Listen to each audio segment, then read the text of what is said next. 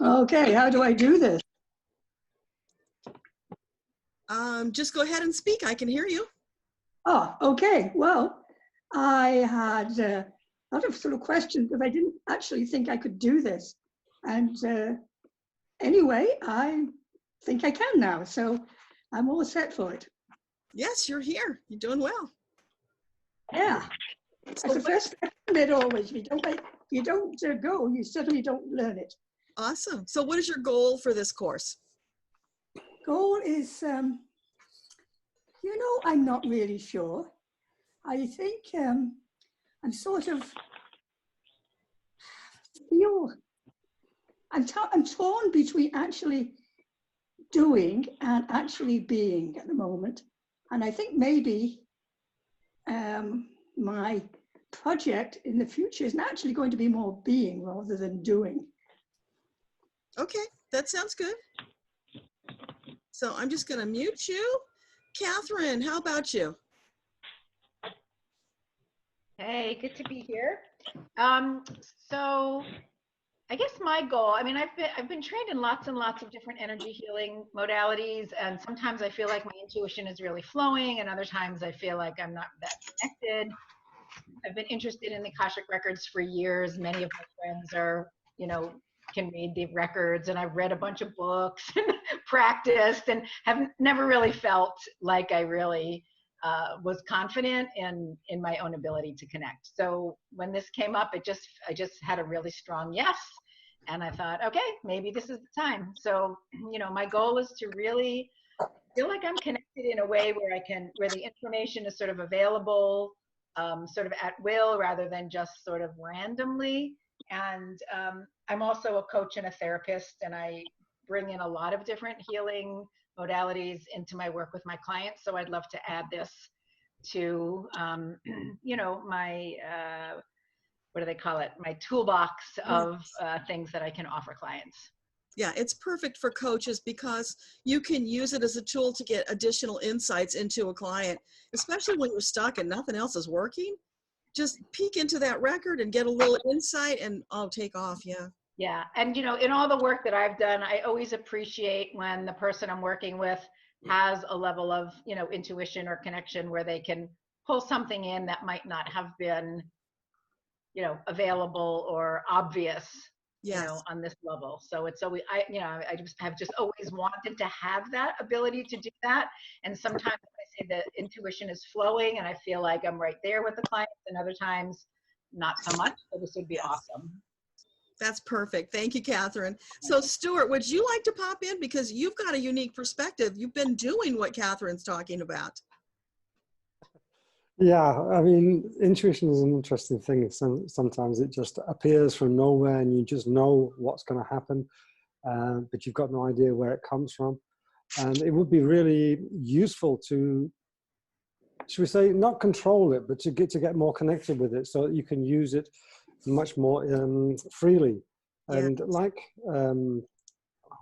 sorry, Catherine, I'm also a coach, so I can see that, number one, being able to read the Akashic records, but number two, trusting what I'm seeing and not knowing that I'm not putting the words into my head sort of thing would be very, very useful to offer advice and give directions to people to improve the lives of people who are stuck and things like that. So I think it's going to be a very, very beneficial course in so many ways. Perfect. Thanks, Stuart. Okay, Laura, would you like to go? Hang on a sec. Can't hear you. I think we did it at the same time. Can you try and unmute yourself? See if that works. No? There we go. Actually, I've taken it's more, my goal is for personal development. I've taken psychic and mediumship development courses over the years and had many Akashic record readings. And to be quite honest, when I fell into you and, I ordered the book. I didn't want to read it because I thought, why? When Deborah's there, she can do it and she's got a much better connection than I do. And then I just thought, no, it's always been my feeling I'm not as well connected. And, but when I saw this and this came up and the opportunity was there, I just felt that it was there for a reason, and I need to do this. So thank you for the opportunity, Deborah. Yeah, you're welcome. And you will be more connected. It just takes practice. Yeah. Seriously. Thank you. Mike. Oh, I hit the right button now. Yeah. I don't know, my video's not coming up, but that's, There's probably a button that's not checked for your video. I'll see if I can click it here. Go ahead and tell us about Mike. well, Mike is on a accelerating path and he's holding on for dear life. It's to start my video. Okay. Yeah. Okay. And I'm just, the information coming to me boggles my mind, and I keep thinking I need to slow it down, and that's not happening. And then I get to choose what I focus on, and I'm focusing on a lot, and I'm allowing everything else to go in the background and seeing where that wants to take me. Are you seeing a video of me or not? Not yet, no. Okay. That's okay. We can hear you fine. Okay. So that's it. I just gave a talk at Pebble yesterday, Pebble Hill, where you spoke. And I'm going to be teaching in person some stuff next year. That's already unfolding. So we'll see where it all goes. Wonderful. You come a long way, Mike. I ain't done yet. Okay, Jen, would you like to tell us about Jen? Hi, everybody. Whoops, this light is not good, I see. I am just recently connecting to my guides via muscle testing, and it seems very accurate. It's been doing very well. And so when I saw you offering this class, I jumped on it as well. It would be awesome to be able to see the record. I'd love to read for myself and for others. Nothing just official. I feel like I connect to many of the people talking. I'm also been on a somewhat of a fast freight train on all of this and holding on. So it's a fast motion, but I'm doing really well and I'm feeling really good, and I'm hoping that today I can connect to a little bit more. That is awesome. Thank you. Thank you. So Denise, you're the next. Hi. Hi. I'm basically here just for personal growth, for personal use. That's perfect.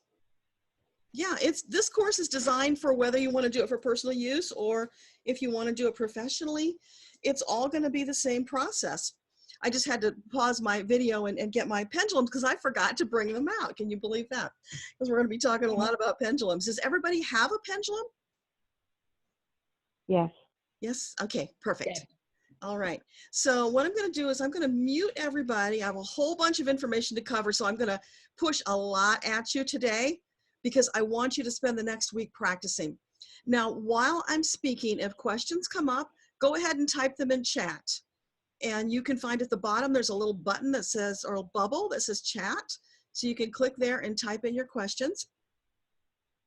And then we'll go over them. We'll take periodic breaks. We're going to do some exercises and cover a whole lot. So hang on to your hats. It's going to be a wild ride, folks. All righty. So everybody, yeah, everybody's muted now. Perfect. So what I want you all to know is that you have probably been accessing your Akashic records and you just didn't know it.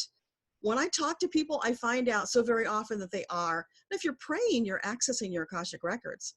And most everybody prays, even if it's just, talking out loud and having a quick discussion to whomever is listening. If you're doing energy work, you are probably in some way, shape, or form connecting to the Akashic records. I found many Reiki masters are doing that naturally and they just didn't realize it. So it's there for all of us. We were always connected. We have this God spark, which is like an energetic umbilical cord that extends from our heart chakra to divine. And we are connected. And through that, energy comes to us. Now it does get damaged and it makes our connection sometimes less strong than others, but it's always there. We're always connected. We can't disconnect that. We can kind of restrict it, but it's never disconnected. And we can repair it too, which is really wonderful. So as I said, prayer is one way. Also, if you feel a little intuitive, like you get these intuitive hits sometimes, and most people do, again, they may not realize that's what it is, but they are getting them. When you notice those, that's your Akashic team kind of giving you a little tap on the shoulder or maybe a little nudge, trying to get your attention and help you. So when you notice that happening, if you tune into it and you acknowledge, hey, thanks for the help, I really appreciate it, they're going to bring more of it to you. And you can ask for more as well. It's always available to you. So the thing is that this is a new skill you're going to be learning.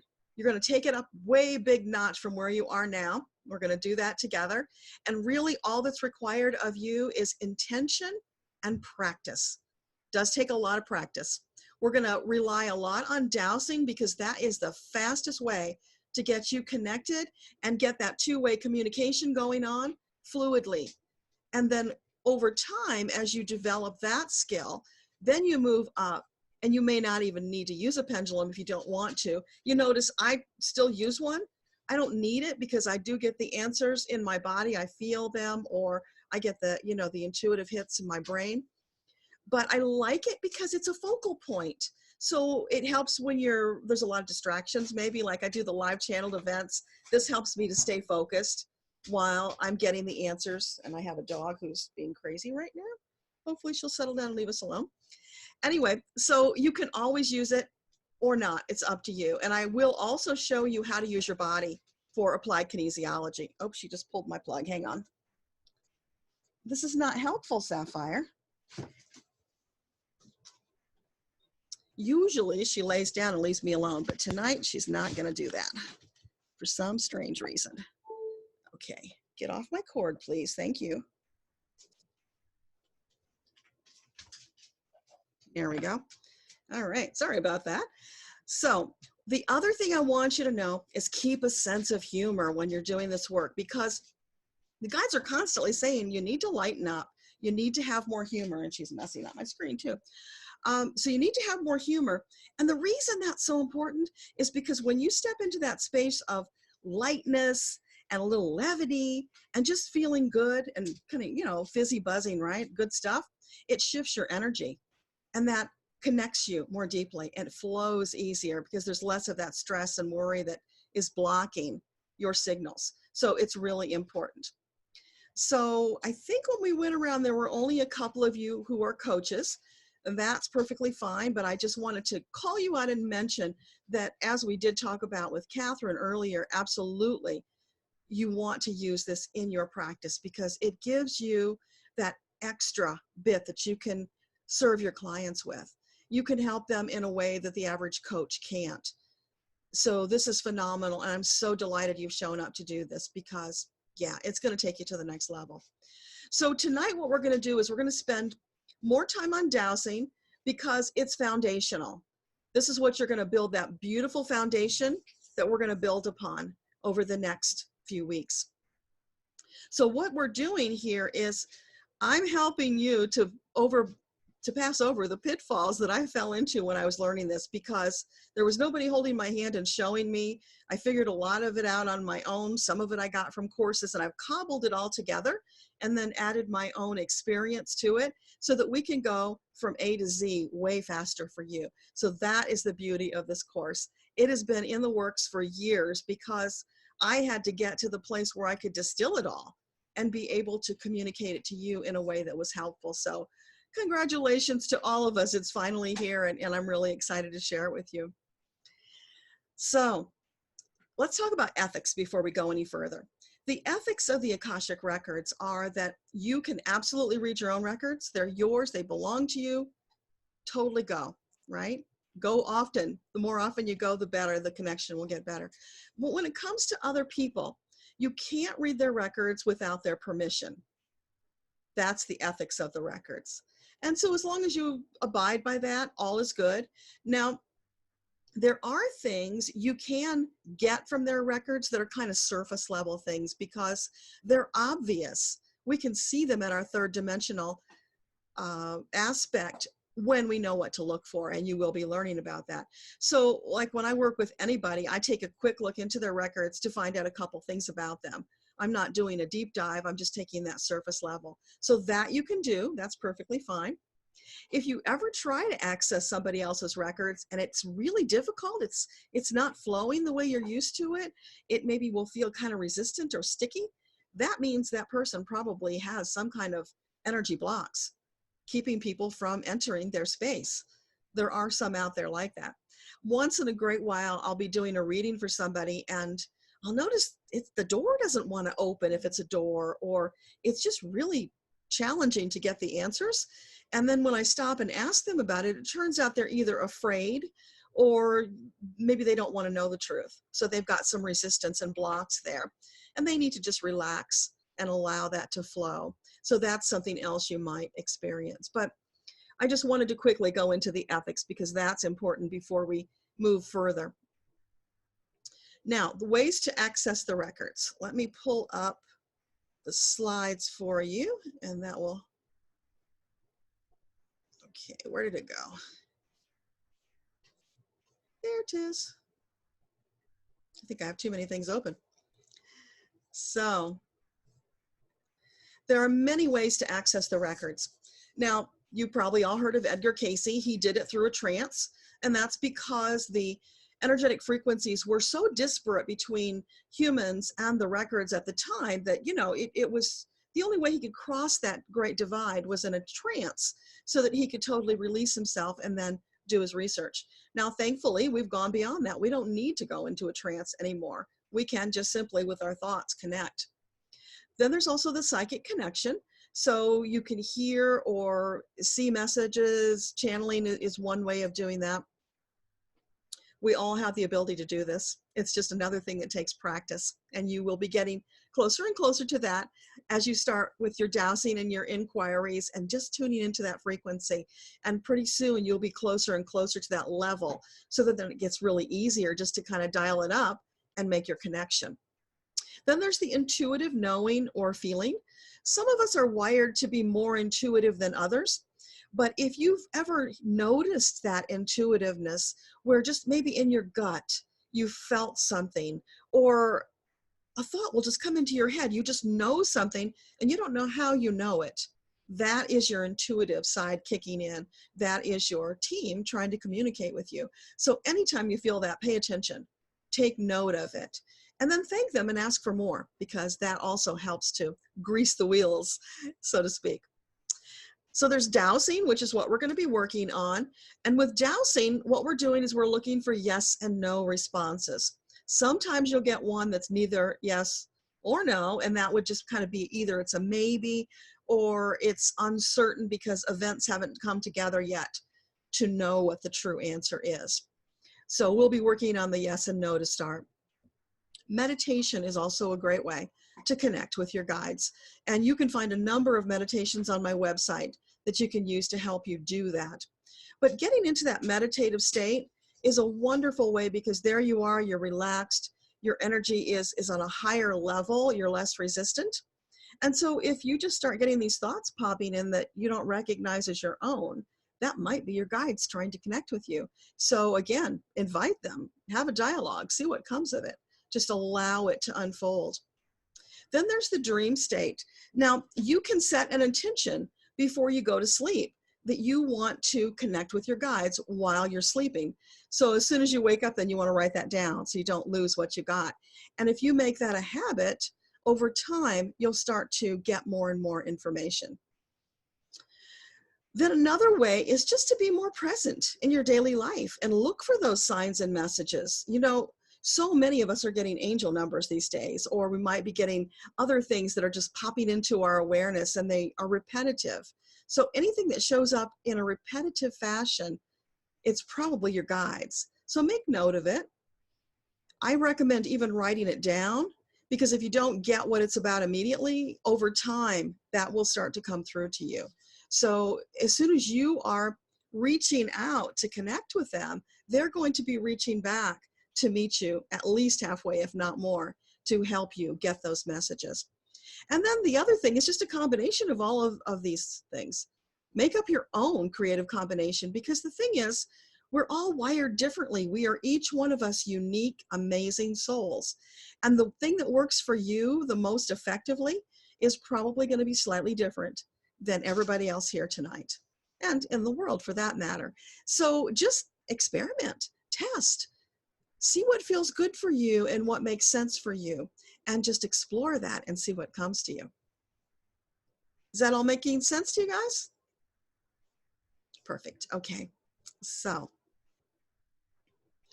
I'm going to just pop out of the sharing for a moment. And I'm just going to, anybody have questions about this so far, you can raise your hand. And that there should be a button at the bottom to raise your hand. No questions? Okay, cool. We'll keep going. Awesome. Did you have a question, Catherine? Okay, cool. So what can you finish ask? eating my dinner so I could come back on. Okay, no problem. So what kind of questions might you ask of the Akashic Records? That's a big one, right? We all wonder about that in the beginning. But you know, the truth is, you can ask anything under the sun. They don't care. They won't be offended. They love you to the moon and back. There's nothing you can do that will upset them or cause them to move away from you. So anything at all that comes up for you, ask. The more you ask, the better. But the catch is asking in a very specific way to get the best results. So for instance, instead of saying, is it a good idea for me to do such and such, whatever it is, like let's say go to Hong Kong. Is that a good idea for me? Well, they're going to say, I don't know, Deborah, is that a good idea? Do you want to go to Hong Kong? But if I want a get true answer, I could say, would it be an optimal choice for me to go to Hong Kong? And I might even specify a time frame. Then I could get an accurate yes or no answer. Or I might get an uncertainty because it's like there are other factors to be considered. So we'll talk about that more later, about how you form your questions to get the best answers. Because sometimes, like I was reading for this guy the other day, and we were really doing a deep dive into past lives, and we're trying to figure out a relationship. And so when I do that, I always go through, you know, how were they connected? Were they family? And I got a no, they're not family. And then a little bit later, I got that it was a father and son. And the guy says, wait a minute, you said it wasn't family. I said, you know, you're right. Let's just probe a little more on that. I said, okay, gang, come on. And you can talk like that to them. They don't care. You can be you to them. They know you. And he said, you said it wasn't family, so how can it be a son? And then I got son-in-law. Okay. So it was just that specificity that was missing. And sometimes we just have to probe a little to get the right answers. So when you get the answer, if it feels off to you, then you just keep probing and changing the way you ask the question to get deeper and get at the actual answer. So let's look at some popular questions, and you may even have some of your own to add to the list. Where did that window go? Wow, it keeps disappearing on me. That's funny, it pops around. Who knew that? All right, so this one comes up a lot. Who in my life now have I shared a past life with? Because, you know, we'll meet people and we'll feel this kind of recognition or just a different reaction that's not the usual that we get. And we might wonder, wow, do I have a past life connection with them? A while back, I had this nut job who seemed bent on tormenting me, and I couldn't figure out what was his problem, because after I did all the clearing energy stuff, he still was looking for ways to interfere in my life. And so finally it's like, duh, why don't you check and see if there's a past life connection? You know, I don't always think of it either, right? So I went probing, and I found out that this man in the Salem time frame in Massachusetts had tormented me and had me killed as a witch. He was the one leading the charge, pointing the finger. And apparently he has gone after me in multiple lifetimes. I haven't probed to get all the details because frankly, I don't care. I just wanted it cut. I wanted to sever whatever those energetic connections were and move on. I don't need that crap in my life. So we can look for that kind of stuff too, right? It does show up from time to time. So you can ask, what was the relationship? I had this lady who we started probing in her reading for relationships, and we found out that her present son had been her father at one point. He had been a sibling at one point. They had been married at another point. So people will show up in our lives in all these various positions, and it's sometimes helpful to find out what roles we have experienced together. We can ask if you've had lifetimes on other planets. That's a popular question because a lot of people are really into the whole starseed thing and they kind of would like to know. So yeah, we can ask that. A lot of women especially want to know about their soulmate. I do get a few men, but mostly it's women. We can ask about that. Just as an aside, this whole soulmate thing is kind of an oversold concept because if you can imagine, you probably had thousands of lifetimes. You've had probably hundreds of thousands of people you've interacted with, if not more. And to limit yourself to one soulmate, not really a realistic thing. And why would you limit yourself? There are so many souls out there you want to interact with, and maybe you're going to meet somebody you've never had a connection with before. So that's actually not the best question to ask. That would be more along the lines of, am I going to meet somebody that I can have a deep loving relationship with? That would be a first question. And then we could ask, what is the time frame? Is it within a year? Is it more than a year? Is it less than 6 months? So we can, with dowsing, we can probe and get kind of a time frame. Now, of course, these are all dependent upon what's going on right now. It can change in the future depending on choices.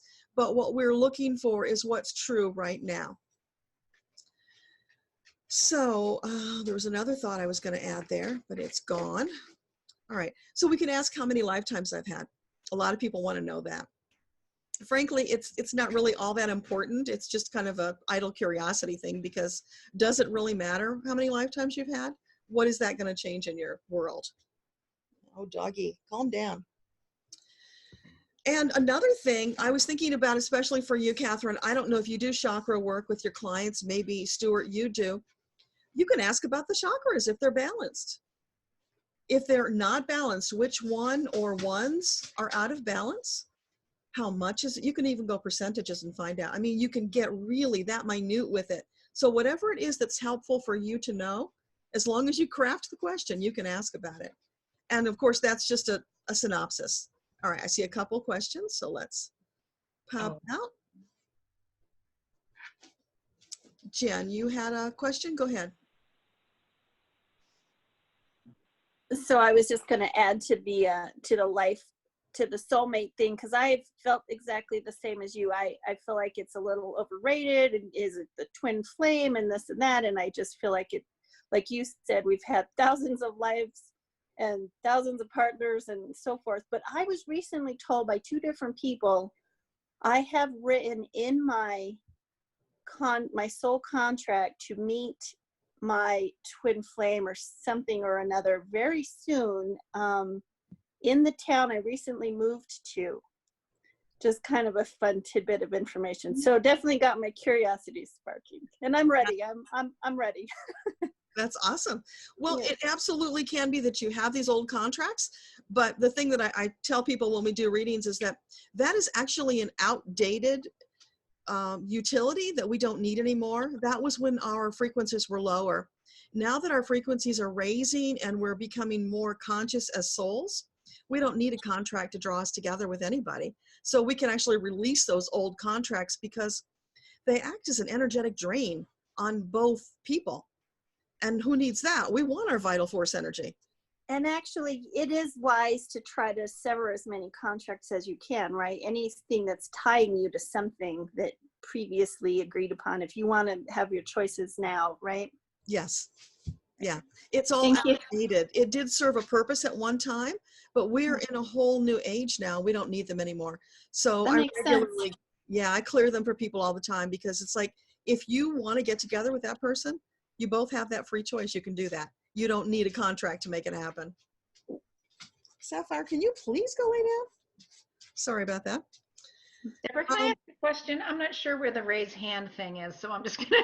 That's okay. Yeah, it's at the bottom somewhere in your panel. But Yeah, I was looking all around for it, but I don't see it. Well, whatever. It's not that important. So when that list of questions was up there, do you find, I don't know, without the list, this might be a little awkward question. So if you say, you know, who in my life was I related to in a past life, right? Do you generally find, and this obviously is probably different from everybody, but that you get particular names right away, or do you have to douse each person, like my mother, yes or no, my father, yes or no? Because it, you know, some of them it's almost seemed like you'd have to go through a dowsing process. You do. In the beginning, you have to go through way more levels. But Okay. as you get more adept, you'll start hearing or feeling the answers so that you don't have to douse as much. So I would usually start with family. I always ask, you know, is it family? Because if it's not, then we've eliminated a whole bunch of choices. And then is it a spouse? Is it a friend? Is it a coworker? You know, the categories. We start with the broad category. Okay, so go broad first and then more narrow. Okay. Yeah, we start broad and then we work our way down. So like, let's say you wanted to, just for fun, discover what somebody's middle name is. So you could say, is Catherine's middle name between and including A to M? And we have to say the including because otherwise we'd lose A and M. And if we get a yes, then we could further chop that down. So we can chop it into chunks and then we can go through one at a time once we've got it to smaller chunks. Once we've got the first letter, then we could either just start saying whatever names come to us to ask if it's true, or we could even go asking for the second letter. So that would be a really long way to get there. Yeah. But, you know, until your intuition kicks in, you could do that. Yeah. So something like, how many lifetimes have I had? You know, more than 500, less than 500, and then you know, just like, you know, sometimes if I fool around, where am I on the map of consciousness, right? Like. Yeah, when I ask that one for people now, I just kind of wait and I'll get a number will just pop into my head. Yeah. I don't know if it's true or not, but I tell them because that's what I got. Yeah. Who knows? I'm just presuming what's coming through is true, and so I'm delivering it. But for that kind of thing, who knows? We can't prove it. Yeah, sometimes I'll hear it and then I'll ask with the pendulum and just sort of as a second confirmation. Yes. And that's a really great way to do it, because once you start getting those intuitive hits and you haven't built your confidence to where you can trust it yet, then you can just use the pendulum to validate. Is that accurate? Is that true? Am I lying to myself? I mean, whatever you have to say. Am I just making this shit up or what? Exactly. Yes. All right. It'll feel like that sometimes. Because sometimes what you get is so outlandish, it's like, oh my gosh, I'm afraid to tell this to somebody. They'll think I'm a nut. But you just have to give them what you get. And usually when you do that, when you honor it, they'll validate it for you. It has some meaning for them. Yeah. Because, you know, we don't want to put our judgments on what's coming through. Yeah. All right. Thank you. You're welcome. So we're going to be using tools in this course. And the biggest and first one is the pendulum. So I have a lot of pendulums. This is one I picked up at a metaphysical store that just really appealed to me. It's, you know, it's got this kind of a design that's Celtic and it's interesting, and the key was kind of cool. So I use that sometimes. And I have this one that I'm wearing that has quartz on both ends of it.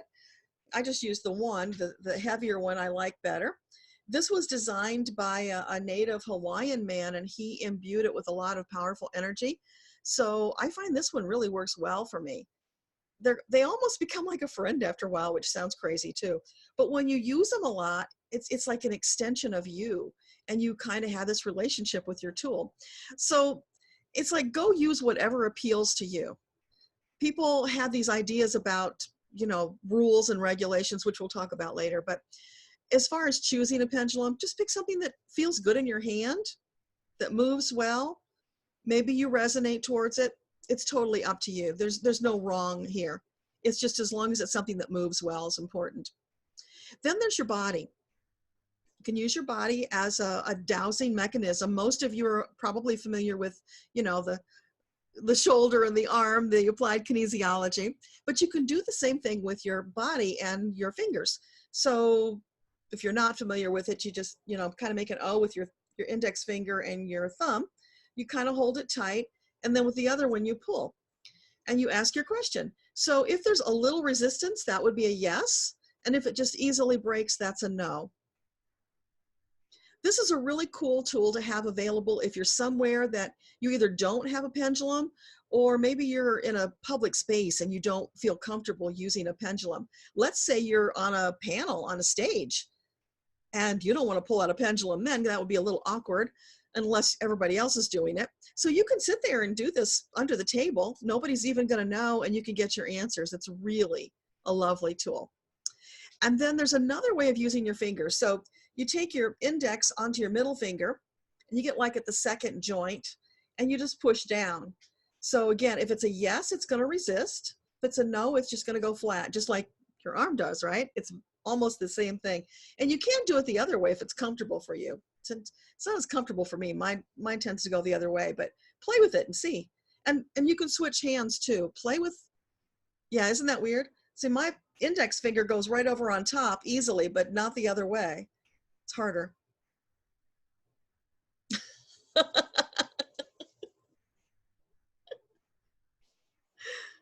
Yeah, you just kind of have to play with it. And see, I can't do it as well on the other hand. Well, I guess that does kind of work.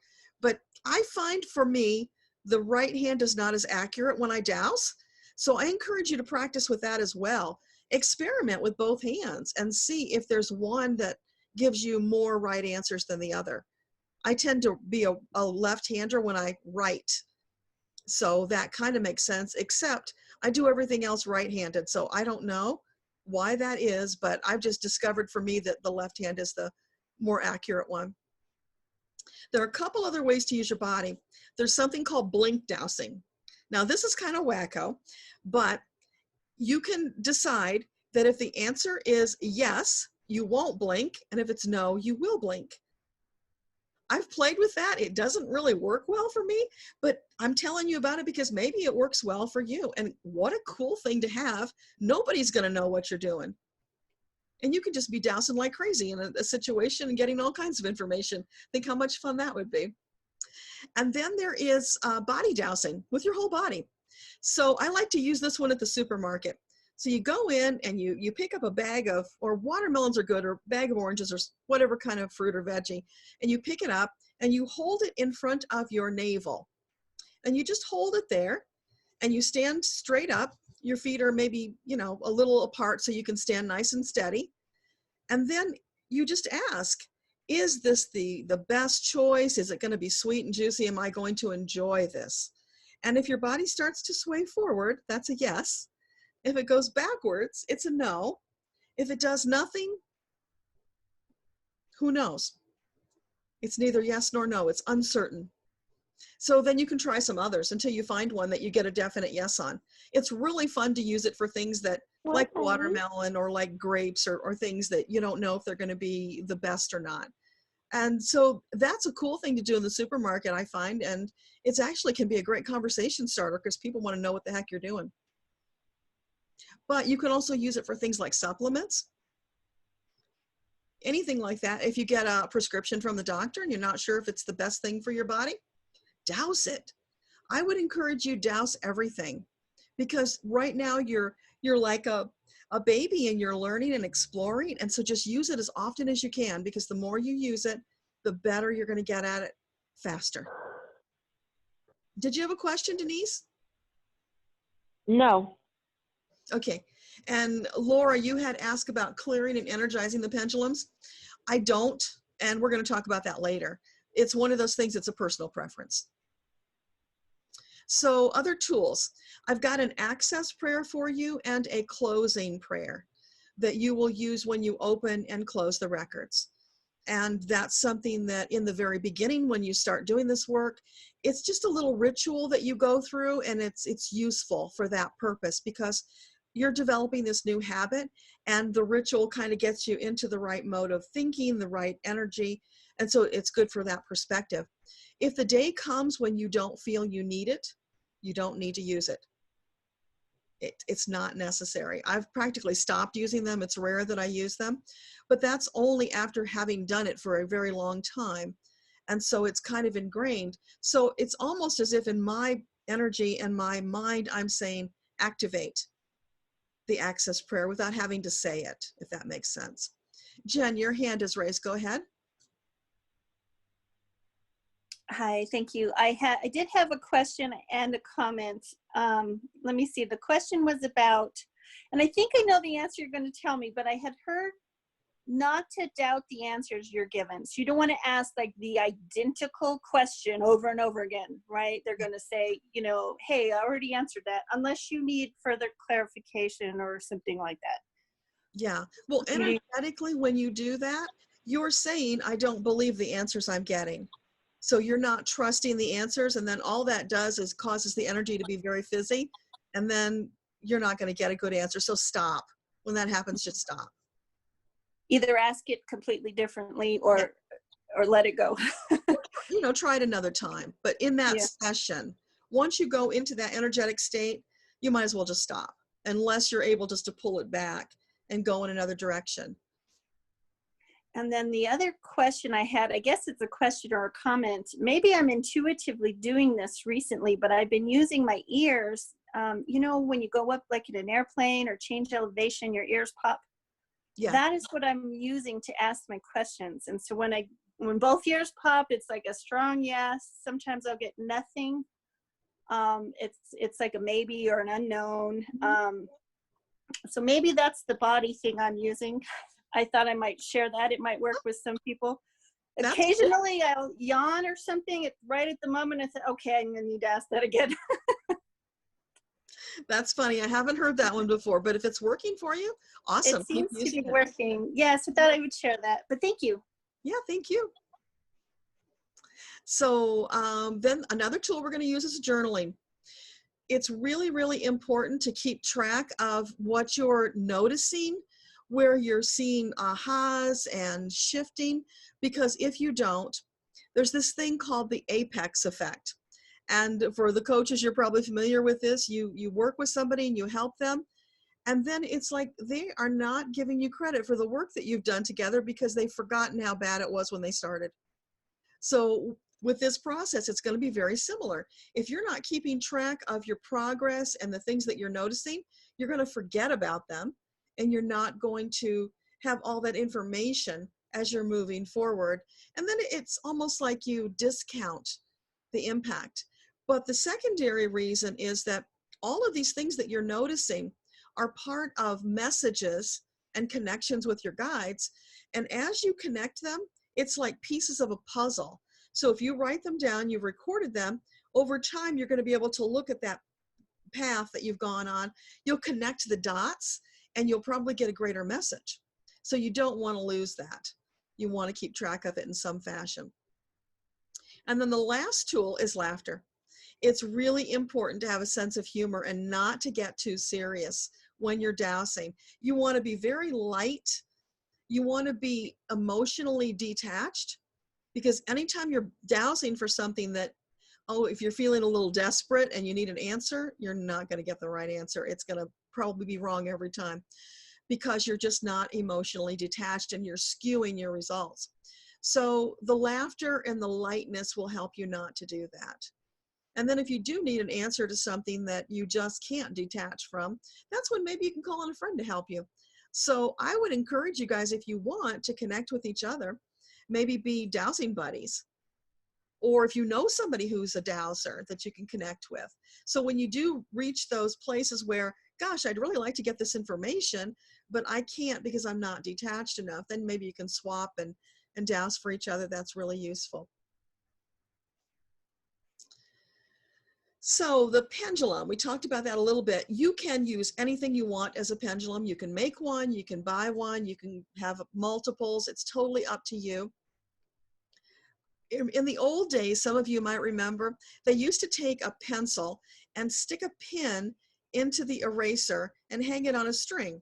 And then they would let that go over the belly of the pregnant woman to see if it was a boy or a girl. Anybody remember that? That was dowsing. Who knew? I never made that connection until years later. And it's like, oh my gosh, it's always been around, right? And water witch, that's dowsing. It's just getting the answer. And we're in the common vernacular, as people are using this dowsing like that, it's connecting with the fourth dimension, our higher self. So we're asking our higher self to give us the answers. But what we're doing in this course, we're going to connect with the fifth dimension, the Akashic records. That's a whole other level of information, more accurate, more available to us. So one of the things that you'll want to be clear about when you do begin your dowsing is that you set your intention, that you're dowsing from the Akashic records, not from any other dimension, because we want to go for the highest and best information. So back to the pendulum again, you want to just play with it a little bit and get something that feels comfortable in your hand. Like this one, I can just let it hang off my thumb and it easily moves around. When you hold it, you don't want to clamp down on it really hard. This is part of the learning that I had to go through. So you're going to skip all this. So you don't want to clamp it hard. You want it to freely move. Now, some people like to start theirs from a still and then let it start doing whatever it's going to do. Mine doesn't hardly ever sit still. It's always kind of moving. So I just kind of put it out there and let it do its thing until I ask it a question. Now, the programming that you asked about, Jen, when you first get your pendulum, you can program it if you want. You can say to the pendulum, show me a yes. For me, this is a yes, the vertical. So then I would say, show me a no. And for me, that's the horizontal. And then show me a maybe or an uncertain, and that's just, it keeps going in a circle. Now, I don't do that anymore when I get a new pendulum. I just expect they're all going to perform the same way. When I started, I did ask the question, and those were the answers I got. I like them, so I just stick with them. But we are the boss of our thoughts, and we are the boss of our pendulum. So we get to decide. If you want to tell your pendulum, hey, I want you to go counterclockwise to show me, yes, you can do that. It's totally up to you. Your game, your rules, right? So we're going to be doing a lot of this kind of rule breaking and expanding outside boxes, because that's a part of what we're doing as we're moving into the Akashic records. So it's just about you feeling comfortable. When you hold it, if you're holding it too tightly, you're actually blocking that energy that flows through that's giving you the answer. So that's why it's important to just hold it very lightly. And it's also important, I think, to play with them just to see the ones that are comfortable, because I've got some that have little chains on them and I find they slip through my fingers and I don't like that. So I have to put a clip on the end of them or something to make them more comfortable. So you'll play with that and find what feels good to you. And it's fun to have more than one too. So that's also awesome. And if you feel kind of intuitively drawn to something, maybe you might be somebody who's into crystals. So you might get one of those little pendulums, a crystal on a chain, and you could use that. It's totally up to you. I've even used my keys at times when I didn't have anything else handy, and I preferred that to my fingers. So keychain works. Anything that'll dangle, you know, doesn't have to be anything special. That's the wonderful thing about it. So what haven't I told you yet? Okay, so the rules. There's a lot of rules that people will tell you about pendulums, like you have to cleanse it. Like when I first started, I was told you have to do some kind of cleansing. And so what I did was I stuck it in salt for 24 hours because that was one of the things they said you could do. You could wash it. There was a number of things. And I did it the first time. I've never done it since. I don't feel a need to do it. And at this point, I go with my intuition on that. If I don't feel a need to do it, then it's not a rule that applies to me. So this is part of what you're going to be exploring. Does this rule apply to me? And if it doesn't, feel free to disregard it entirely, because this is about you and your journey and making it work the most effective way for you. Some people will tell you that, oh my gosh, this is your personal pendulum that you're using for your own answers. Don't let anybody else touch it because their energy will mess it up. Oh, to me, that's hogwash. If you believe it and you feel good about it, great, no judgment. It's perfectly fine. But I don't want anything to block me. I want to be able to pick up any tool and use it and expect it's going to work. And because I have that expectation, it does work that way. So, you know, I leave them lying around. I don't give them any particular respect. They're just tools. But if you want to keep it in a special box and, you know, love on it or whatever, give it energy, you can do that because it's about making it work for you. That's the important thing to get out of that. Is that making sense? Awesome.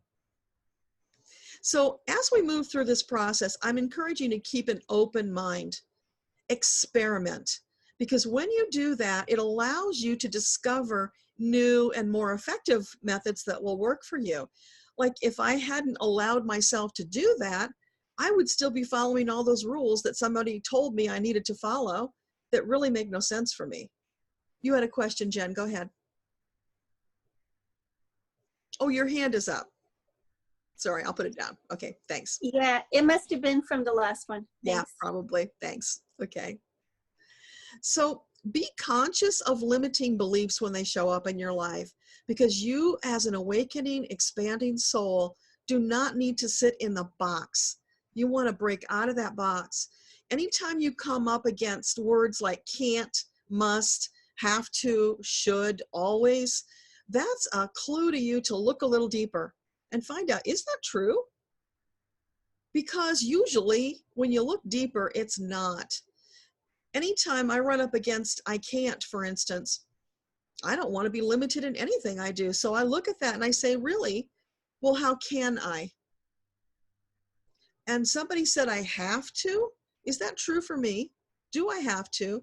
What will it change in my life if I don't?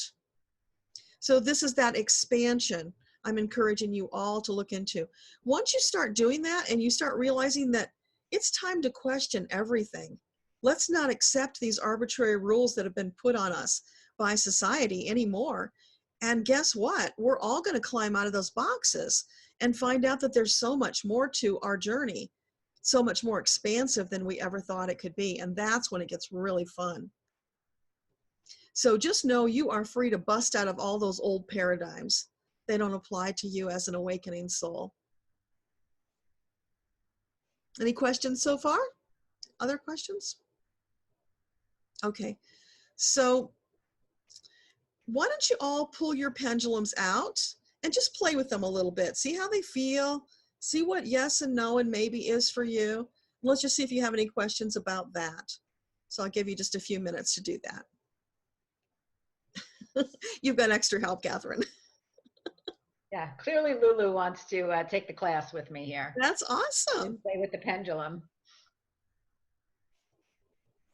What are you doing? Say hi.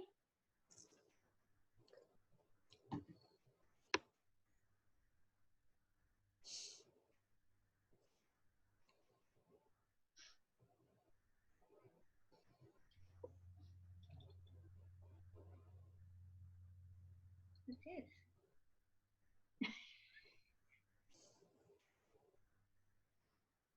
What are you doing? You need to go down. Stuart, you have a question? Go ahead. Mute. Oh, sorry. I hit at the same time you did. Okay. I just thought I'd share that, sometimes it's just worthwhile trusting your intuition, because my pendulum is my driving license. I just saw it hanging there and it's on a little piece of leather strap, and it works well for me. So it just felt that's what I can use. That's so perfect. You don't need anything fancy. You just go with whatever's there. Absolutely. Yeah. Or, for the ladies, if they've got necklaces around that are, pendant style necklaces, those work. You just need something with enough weight that it will flow for you and swing. Yeah. And I think, the intuition is a big thing, that we're taught not to trust our intuition from a young age. Yeah. And it's conditioned out of us. And, it's a gradual process, but the more you listen, the stronger it becomes. Well, the thing is, it took me a while to figure this out, but when it's an intuitive hit, it's almost like it comes out of nowhere. You weren't thinking about that particular thing. And that's how you can distinguish it from ego, because it's not like you were on a flight of fancy and you thought that. It's different. No, it just comes. It's just there. You just know something. And people say, how do you know? I say, I don't know. I just know. That's the thing. Yeah, it just shows up in your body somewhere. Like, you probably heard me say, it's like sometimes you've got mail. Something just like slips into the slot and there it is in my brain. I can see it and I know it, but I didn't put it there. Yeah. And that's how I can tell the difference. Or you feel it maybe in your solar plexus sometimes. Yeah. Because you're not thinking of it. It's just from nowhere. It just appears, as you say. Yeah. You've got this conviction that it is right. And we need to learn to trust that, because we've been told and taught at a young age not to trust those things. And that's a shame, really. That is one of the massive parts of this work, is getting over that hump and taking the leap of faith in yourself that it really was an intuitive hit. So those are the ones you want to write down. And when it comes like that, and you think maybe that was an intuitive hit, or maybe it was my guides, act upon it. You're going to find out really fast whether it was ego or whether it was a message. And then you'll have that in your journal to go back and refer to see if you're getting it right or not. And that helps you to fine tune. But you've got that down. You're doing that really well. Yeah, and journaling is another thing that when I was teaching English for the first 5 years, every class I did, I went and afterwards and spent 5 minutes just writing down what worked, what didn't work. And from that, I found out that children, very young children, 6, 7, 8 years old, when it's coming up close to a full moon, their attention goes out the window. I couldn't figure out why the classes weren't working. And just through the journaling, I discovered that if I put more variety and changed things much quicker, they were there. But if not, and I looked and it was almost a full moon every single time. So, it's a very powerful tool that we don't that's use a often fabulous observation. Journaling, we can learn so much from it. That thing that you journaling is great too, but that what you discovered about the children and the moon, that's huge. So that came from journaling. It wouldn't have come anywhere else. I've not written a blog post or anything about that, but I've shared it with many people I've worked with. Share. Put it on Medium. Right? Yeah. Go over well there. So how are you guys feeling with your pendulums? Are you getting the feel? Do you know what to do? Because I want to be sure before we end tonight that you know what to do with those pendulums, and you're going to be comfortable doing a lot of practicing this week. Anybody have a question? Yeah, go ahead, Laura.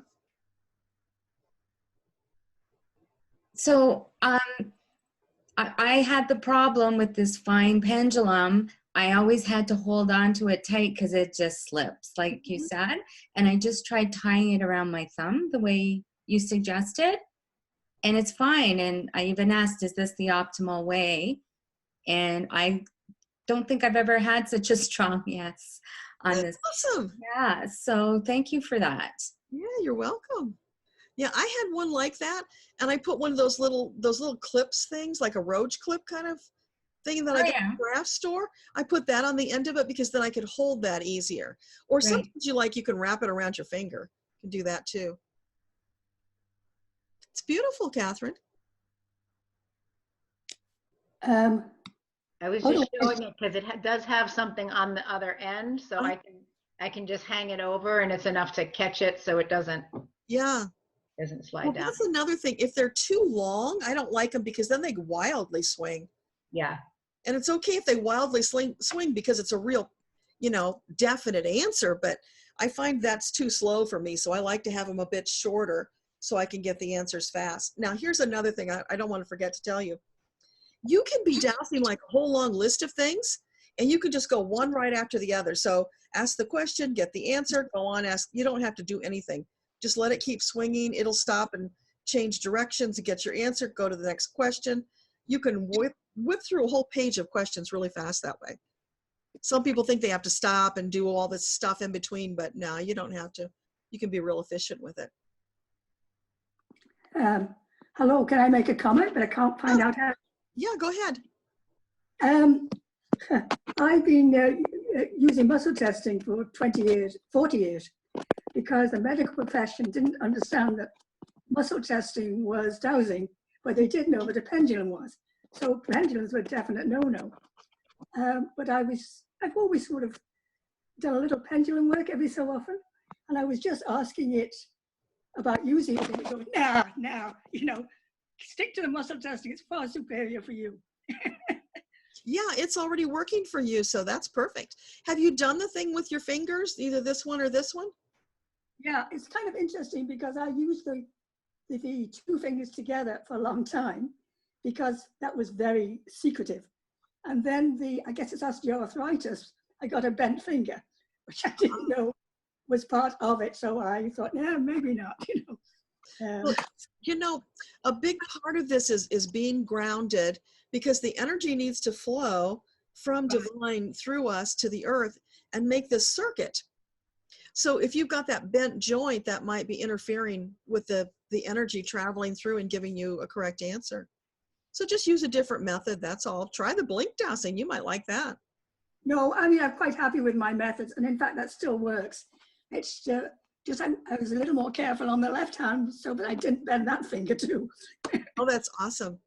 So all of you in the week between now and when we see each other again, practice using your fingers too, because you want to have that as a backup. There might be a time when you don't have a pendulum handy, or like I said, it's not convenient to use it. So it's good to practice with that.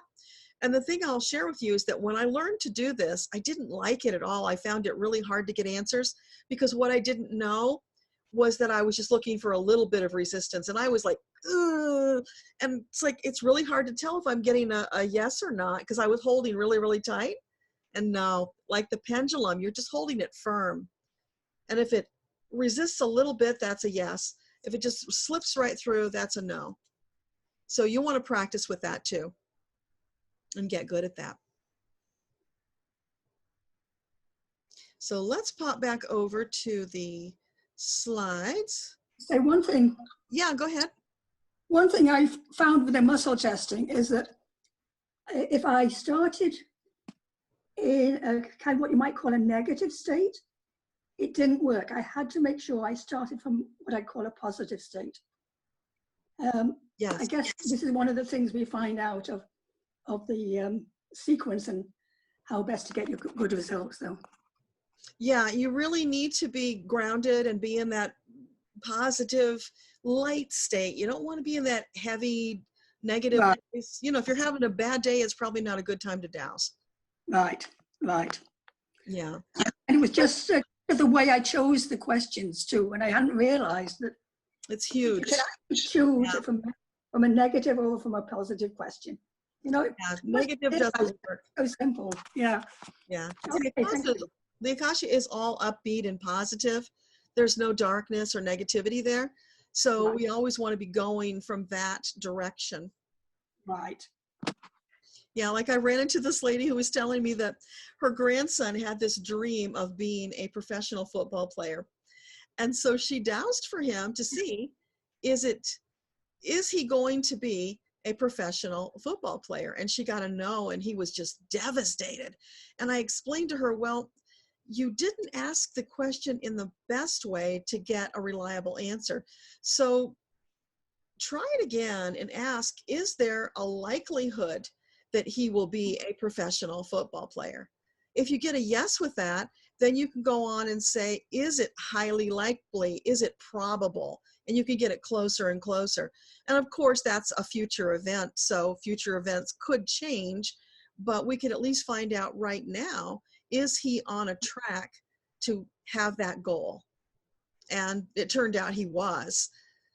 But, you know, she devastated him because she didn't understand. So it's really, really important how we ask the question, because they're never going to tell us what to do. So if we're asking a question with the intention of having our guides tell us what to do, we're never going to get the right answer. And that's why when you just say, is this an optimal choice for me? That they'll answer, right? And if you're going between a couple, you can say, is this the better one? And if not, you know, douse through some others to find the best choice. So the factors that can skew your results, those would be being ungrounded, because as I mentioned a little bit ago, when you're ungrounded, that circuit is not going through you in a fluid way, and it's getting stuck, it's hitting snags, if you can imagine it like that. And that's causing the signal to get kind of staticky and to not be as reliable. So always make sure to do a grounding. And again, you don't have to do a big ritual. In the beginning, you can, just to set yourself up. But down the road, if you've done a lot of grounding, you can just kind of think to yourself and see the grounding happen. You could even say, just activate grounding. Whatever works for you. But just check in. Ask your pendulum, am I sufficiently grounded? Is this optimal grounding for the work we're going to do? Those kind of questions will serve you well. Then, of course, in the beginning, there's going to be lack of confidence. You are going to second guess yourself like crazy. And that's why it's helpful just to keep that light attitude, and don't go into dowsing about a lot of really serious stuff in the beginning. You need to do this for a while and build up your confidence by getting right answers. So like in the beginning, what a lot of people will do is like they'll just douse. I could say, for instance, is my name Deborah spelled with 2 B's? And I would get a yes. And I know that's true, so I'm getting validation that, yeah, I got the right answer. And I could ask about my middle name. I could ask how many children I have. So ask things that you know the answer to, just for fun, be very light about it, and then expand and start asking about people around you. And the more you get yeses, the more your confidence will build, and you'll just relax. And so when you're dowsing, it's just like having a conversation, and you just have this thing on your hand that's moving around while you're having the conversation. So you could just be asking questions left and right, and your pendulum just responds in between, and bam, you get your answers very efficiently. Another thing that can skew your results is if you're dowsing for somebody who's resistant. Now, maybe they're afraid of getting the true answer. Maybe they just don't want to know. So if that's going on, they're going to be like pushing you away with both hands. And it's nearly impossible to get an answer that you can trust when that's going on. You probably will feel something that's a little bit off. So this is where you're going to be tuned in. Be very present when you're dowsing. And notice, does this feel different than other times? Or is it not as fluid? Is it feeling staticky or sticky or, anything like that? And that's a clue to you that there may be some resistance. And so you could stop and just talk with that person and find out, do you really want to know? Because there's no point in your doing this if they're going to hold you away. Then another thing that happens is that we all have preconceived notions and beliefs, right? So we can be dowsing about something and we can feel detached and we can feel like I really, really want to know the truth, but like behind our head is that preconceived belief or notion. And so that's skewing our results. That's a really tough one in the beginning. So just don't worry about it. Leave those questions for doing with a friend or down the road, because I can tell you, you will get to the place where you can detach and just truly be in that neutral energy space where you're just saying, I want to know the truth, and you will get reliable results. But it does take a while. It takes some practice. And don't judge yourself. Don't beat up on yourself if you get wrong answers. Everybody does. Nobody gets 100% right answers. That's just the truth. That's reality. Another thing would be distraction or a very energetically noisy environment. That's why I do like to use my pendulum when I'm channeling, because often there's noise around and it just helps me just to focus right in on that so I can get more accurate results. But if you're someplace where there's a lot of stuff going on, or if you're a very empathic, very sensitive, energetically person, then that outside energy can interfere with your results. So just be aware that could be the case if you're feeling like the results are weird, and distance yourself from it. Go someplace quiet. Maybe do a little short meditation to get yourself into the right frame of mind to do this. Some people will do more extensive meditation before they douse, just because maybe their muscle hasn't been developed as well yet, and they need that. They need to go through that process of exercising that muscle and taking them down the path to that state of relaxation and reception where they can get accurate answers. But over time, that won't be necessary anymore. So again, it all comes back to tuning into you and honoring whatever you need. There's no wrong answer here in this respect about preparing yourself. It's finding what works for you and getting your own rhythm and then working with that. And then the last thing, there's probably more, but these are the ones I was able to come up with. So lack of detachment. If you are too attached to the results, you're probably not going to get the right answer. So that would be something you'd want to douse with a buddy and get better answers that way. So any questions about that? Yeah, go ahead, Laura. Does alcohol or a bad diet play any, does that help with lowering what you receive? It can. I tend to not have anything alcoholic before I'm going to douse or channel, just because it can affect our neurons, right? And our reactions. And we're needing to be sharp and to be present and to have that clarity if we want to get the truth. So it's probably not the wisest choice, but some people probably are able to do it. It just depends on your tolerance. I'm a teetotaler, so it doesn't take much to throw me off. So I don't do it. Diet, I don't know. I'm not so sure about that. That's probably one of those limiting beliefs that if you feel it does, it does. And if you say, no, it has nothing to do with it, then that could be true as well. So it's learning about yourself. And that would be a great question to ask your pendulum about if you could detach, Okay, thanks. Is there something that I consume that negatively impacts my ability to get correct answers? Be a cool question to probe a little bit. Thank you. So if you're unsuccessful when you're dowsing, don't get upset about it. Just put it away for a while and come back when you're more relaxed and you're in a better frame of mind. Because there can be so many things, maybe it was a crazy day and you just can't focus. Lots of things can get in your way and block you.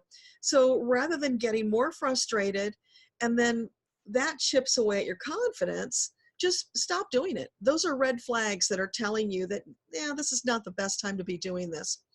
But I find when I'm driving, I'm in a very good state to receive information.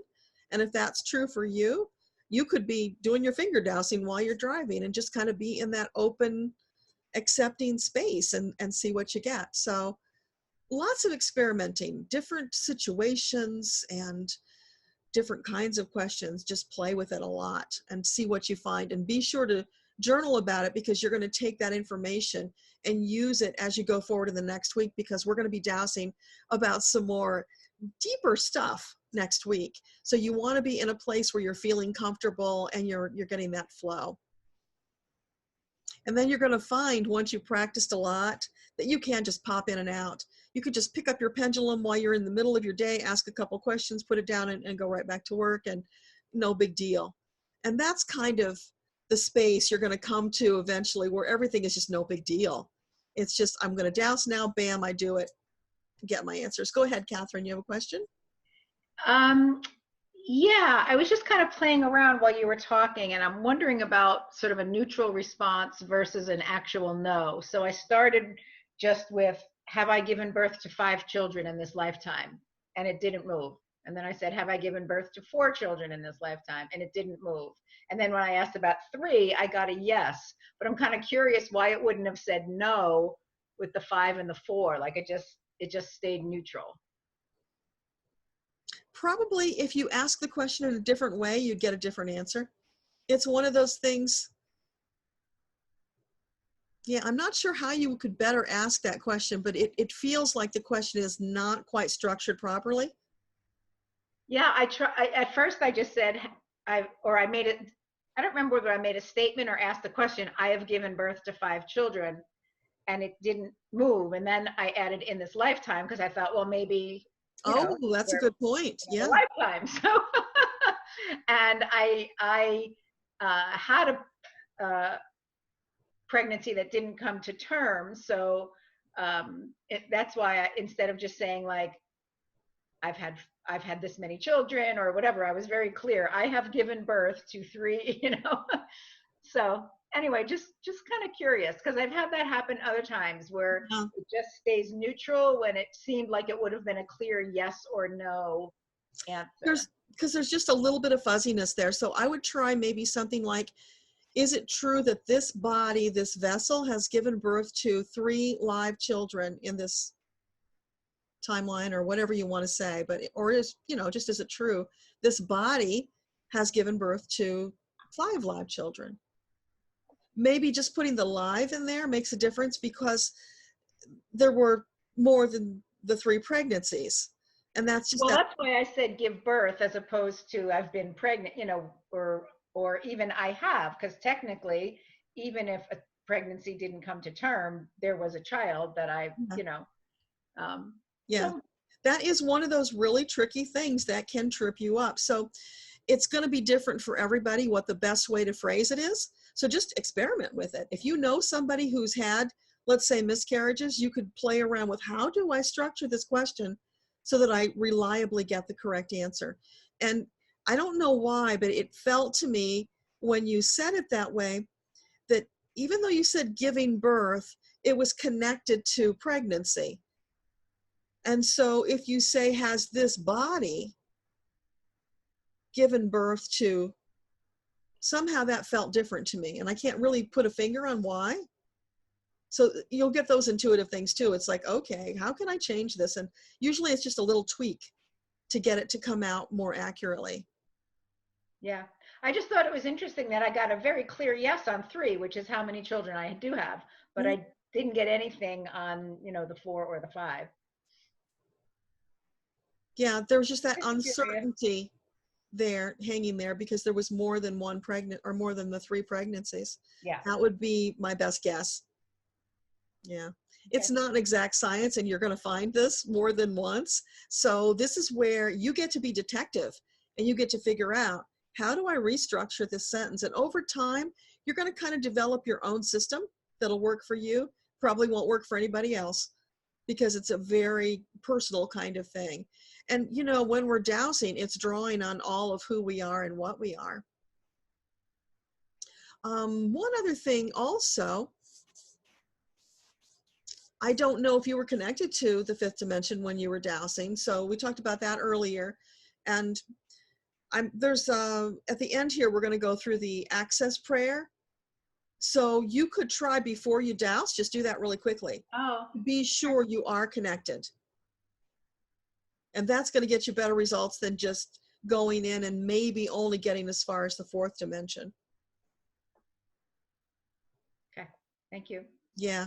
I just find it's more powerful. I don't even bother doing the other. It's always, why would you go to, a second banana when you can go to the top? So it's like, connect with the Akashic records, and it's always better information. Right. Because I didn't specify. Yeah, that might be. I don't know for sure, but just play with that and see if it makes a difference. Okay. Yeah. Good. So some of the practice dowsing questions, I just gave you a few here for fun to get you thinking, but you can really come up with your own list of things that you want to play with. And you can use these questions for yourself, for people in your environment, family. Just, you're going to be looking for opportunities to douse about various things. And let your imagination flow, because the more you get into that flow and you just allow, the better you're going to get at honing in and getting exactly what you want.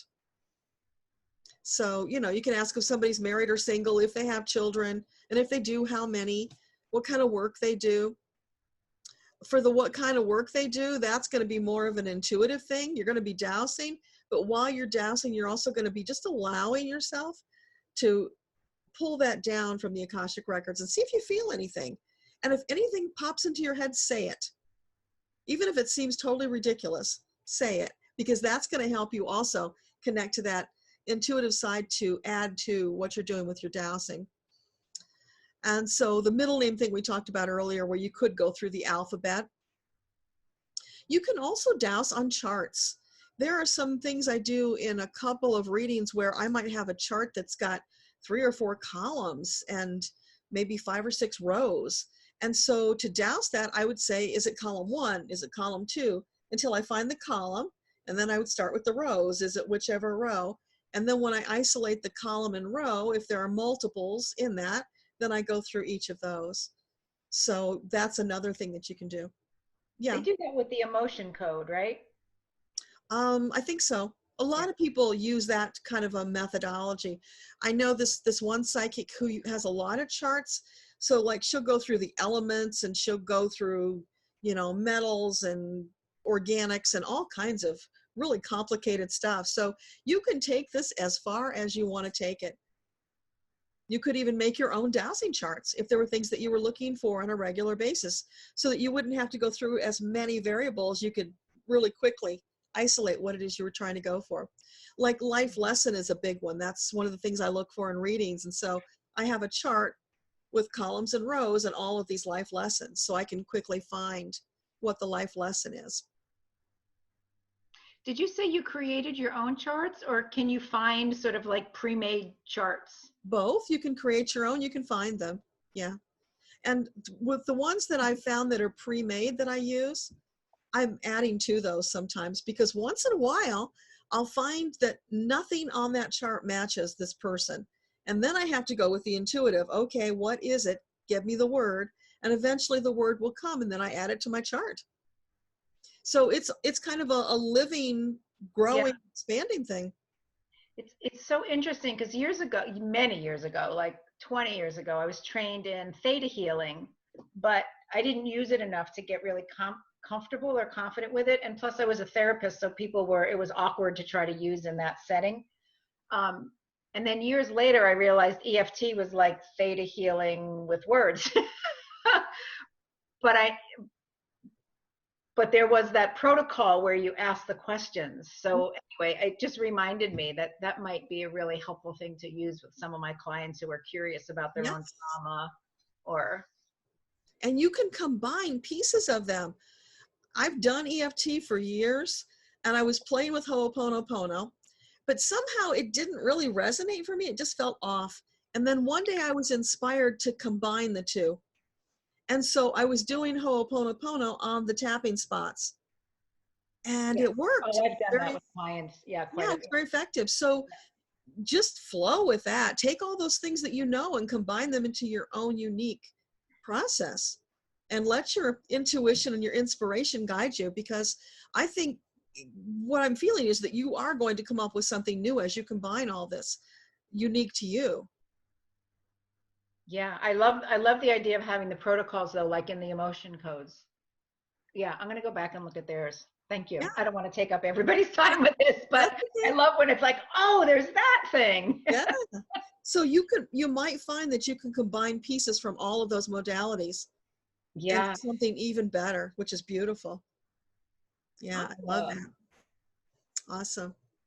So the whole thing about, what's going to get in our way is like emotional attachment is a really huge one, because it's like, oh, I want this really badly.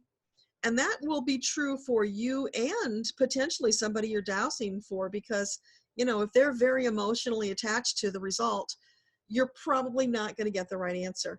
Like years ago, before I really had developed my dowsing ability, I was trying to find out for a friend of mine what gender her horses were going to give birth to. And I was wildly wrong, but it's because I knew what she wanted, and that was swaying me. And it's taken a lot of practice to get past that. And still sometimes I can't in various situations.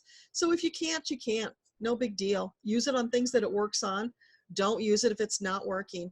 But just be aware that that emotional attachment will really trip you up. So part of your practice is learning just to get into that energetic neutral state before you douse as much as possible. And that will really help. So in the beginning, if you need to do a little meditation, you need to do the prayer, whatever you need to do to help you be most successful, do that and honor that for yourself. And then over time, you'll shift it into what works best for you. So any other questions? I'm catching up with myself here.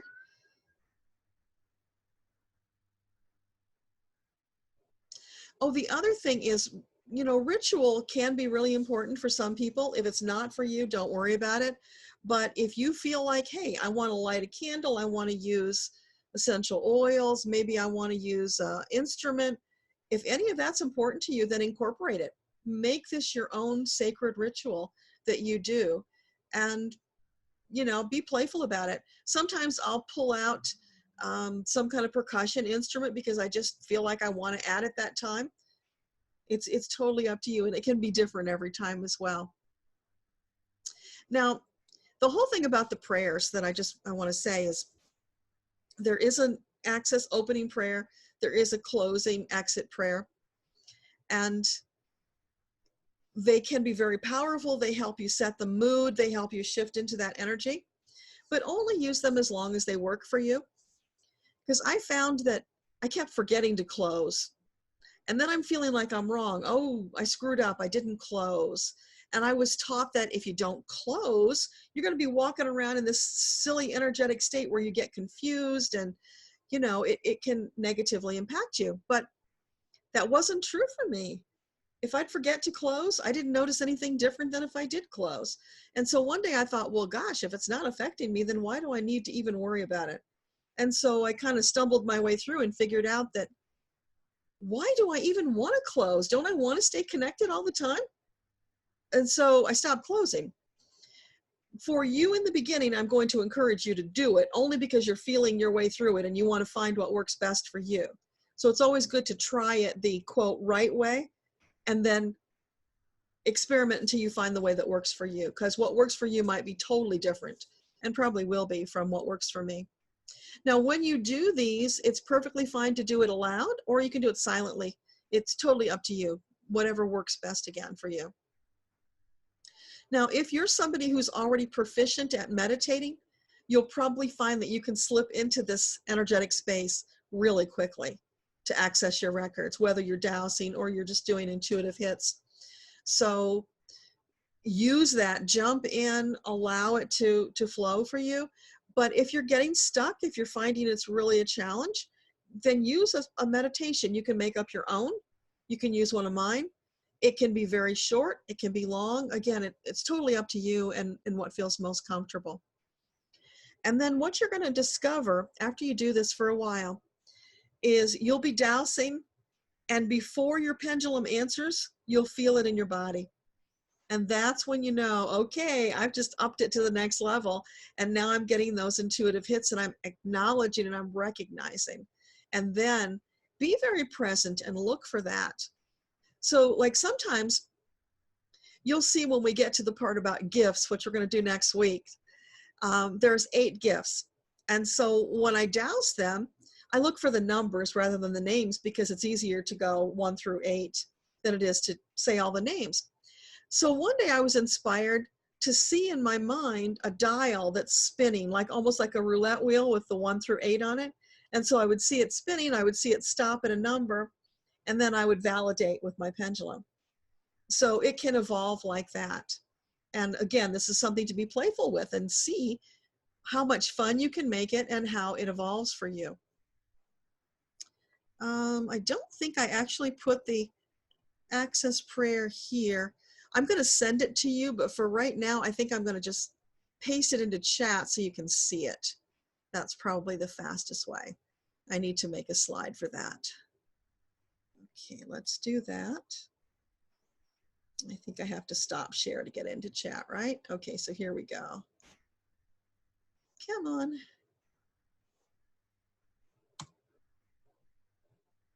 So that's the opening prayer. You can just read through that real quickly, and then I'll come back and paste in the closing. And then let me know if you have any questions about that.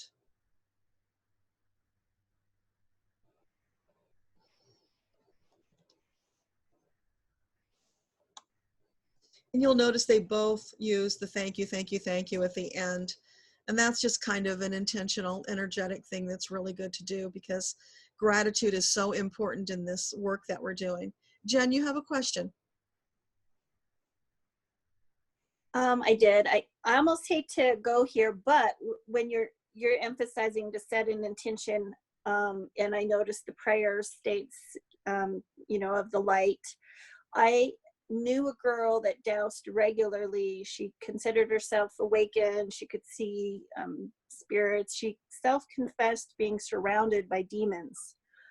And I am convinced that her dowsing was always incorrect. She was definitely being misled by a lesser something. So just something to keep in mind. It's certainly not something we want to worry about, but Yeah. When we discuss maybe getting wrong answers and such, you do want to make sure you know where that energy is coming from. If you're in a bar full of drunks and you know you might not be in the best energy to be getting a correct answer. I don't know if that's a good example, but well, it's good to know about because yeah, that can be a factor. And this is why we are only going to be dowsing from the fifth dimension. Because when you're in the Akashic records, there is no negativity, there's no evil, there's nothing to be afraid of. You're totally protected and immensely loved. So that's never an issue. And you're always getting divine love, light, and truth. Right. And just to keep that as a perspective, maybe that you do set that intention. For example, I want to make sure I'm coming from the Akashic records. Yeah. So Yeah. if you do the opening prayer, you're going to be connected to the records because that's your intention. Right. Thanks. You can do that, and then eventually down the road you can actually get to the place where, like, if I were dowsing for you, I would just say your name and then I would start dowsing, because when I do that, my ritual, it's almost like it just happens automatically. My intention is I'm connected, I've done everything I need to do, and my intention is to get the truth for you. So you Right. could go through and you could douse for a dozen people, one right after the other, without having to do all those rituals, because you would just say, okay, now the next one, say their name. That states your intention of accessing that person's record. And on like that. I believe you can set, even yours says from this time forward, or however you word it, you can set a permanent intention if you feel necessary to do. You can. Yeah, I have a permanent one on my car. I have a protective force field around it. And usually when I go out and get in, I say, Metatron, activate the force field. But if I forget, it's there anyway, because I've asked enough times and my intention is that it's permanent. Yeah, so you can do that. Deborah, was there a file that you put up somewhere? I'm going to send this to you. Okay. I'll send you all an email with the stuff that I pasted here in chat, so you don't have to worry about grabbing it. I just wanted to put it there now for you so you could look at it and see if you had any questions about it. Sheila, you've got a question?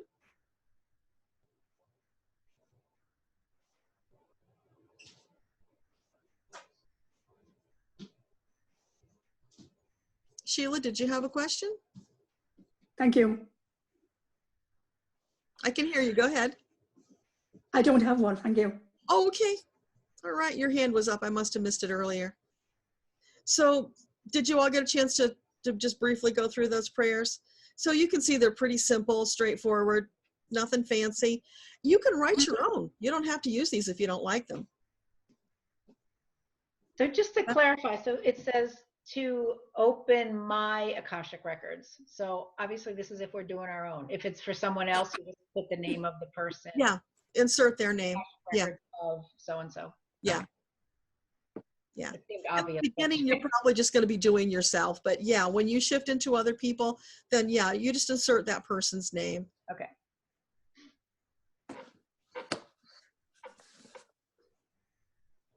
So did the exercises paste in? Because I'm not seeing them.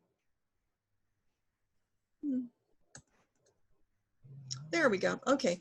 So what I'd like you to do in this next week is practice going in and out of the records. You can use the prayer, do your dowsing, and as much as you can practice. I mean, keep it handy, and when you have a few minutes in the day, just douse.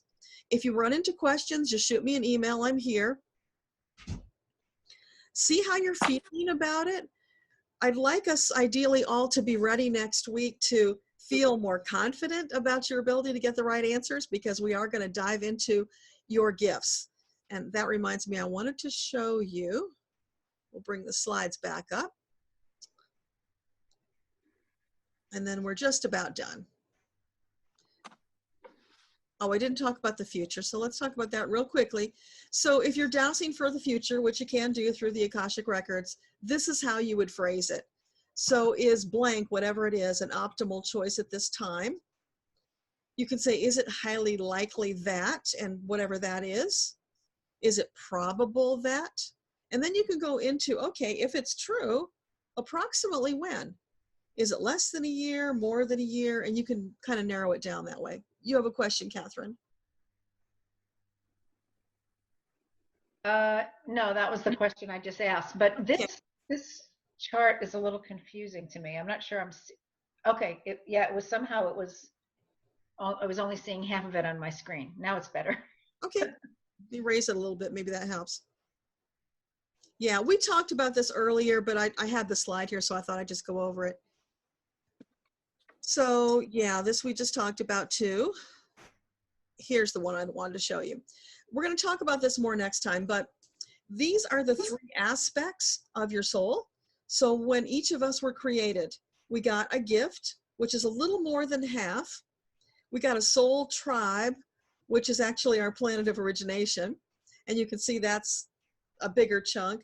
And then we also have the soul specialty, which is a smaller slice of the pie. So all of these aspects come together to make up who you are as a soul, how you function, the things you react to based upon this. So we'll get into the details about that next time with the gift. The tribe and specialty, we'll let that go for somewhere down the line because it's just too much to encompass, but I wanted to give you the big pie picture. And then there's another piece of this, and that's your soul gender. So when you were created, you got a gender. And then each time you incarnate, you may choose a different gender or you may choose the same. It's always up to you. That's important to know because some people now who are having gender confusion, when you check, it turns out their soul is a different gender from their physical body. And they've just reached a place in their journey where that's incongruent for them. So they probably won't make the choice to be a different gender again. And they're struggling with that in this lifetime. But if you find that for somebody and you can share it, you can imagine what a weight that could be off of them because, oh, I'm not crazy. There's a reason I feel this way. Does that make sense? Go ahead, Jen. Is this like when we talk about our higher self, like my higher self is female? Is that what we mean on this when we talk soul gender? Your soul as opposed to your higher self. So like there's your ego body, which is 3rd dimension, your higher self, which is the 4th dimension, and then your soul, which is the 5th dimension. Okay. So I'm just learning all of these terms. That's okay. Thank you. Good to ask. So whatever you got with your soul when you were created that first time stays with you for every single lifetime. That's who you are. And you're just working each time at getting better and learning and expanding. But the gender can change. That's the fluid part. So I just wanted to throw that in to kind of introduce the concept to know that we're going to go into that more next time. So that's pretty much where we're at for week 1. How is that all sitting with you? Is it making sense? Do you feel confident about what you're going to do in the next week? You have any questions? You're good, Jen? Oh, so excited. This is great. Awesome. And I will email you this. I'll send you the slides too, just so you'll have it all. Hey, Deborah, could you just clarify what it is that we're journaling on? Just our experience each time we go in and out? Anything you notice. Anything that you notice that's different, an insight or an aha, or maybe you discovered a limiting belief and you want to write that down so you remember because you're trying to break out of old habits. Okay. So like for instance, the fact that there's never enough time is a limiting belief. And that's something that Metatron is kind of passionate about and talks about a bit that, you know, as long as you believe you don't have enough time, you're going to manifest not enough time.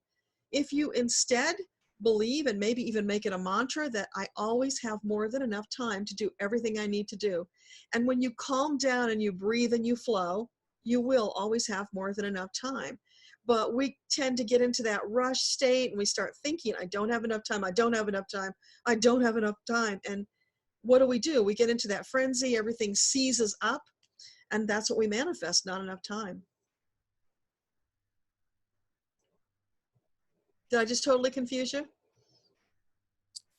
It's a limiting belief. That's where I was going. I was just trying to remember, why did I even say that? Because it's a limiting belief.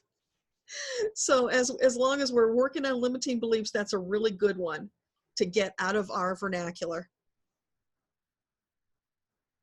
You'll be more in the flow. And the thing about what we're learning and expanding on here, it's all about being in the flow and being in an ease place. It's when you get into that place where things get hard and they get sticky and resistant, that's when we need to take a step back and find out, okay, where am I out of balance? What can I shift to get back into the flow? So we always want to be there, and that's when we are most open and receiving. Because when you get into that kind of panicky place or that resistant place, it's like you're closing little doors and windows all over and blocking the energy. And we just want to be totally open and receiving. So let me stop sharing. Just pop back. Deborah, can I ask a question? Yes. Just to confirm, are we going to be meeting for the next 3 weeks until December 23rd at the same time? Oh, that's a great question. Thank you. We're going to be meeting 2 weeks. So next Tuesday, or next Monday rather. Then we're going to skip a week because I want you to have plenty of time to practice before we come back for the last session. And so then the final one will be the 4th Monday. So the last Monday of the month, which I think is the 30th. But I'll send that to you in the email as well, just in case you need all that. Any other questions? Awesome. Well, that's a wrap then. Thank you all for being here. So excited to hear about your progress. Yes. Yep, thank you very much. You're welcome. So I'll see you next Monday, same time, Good night, everybody. same bat station. Thank you. Good And night. have Bye. fun.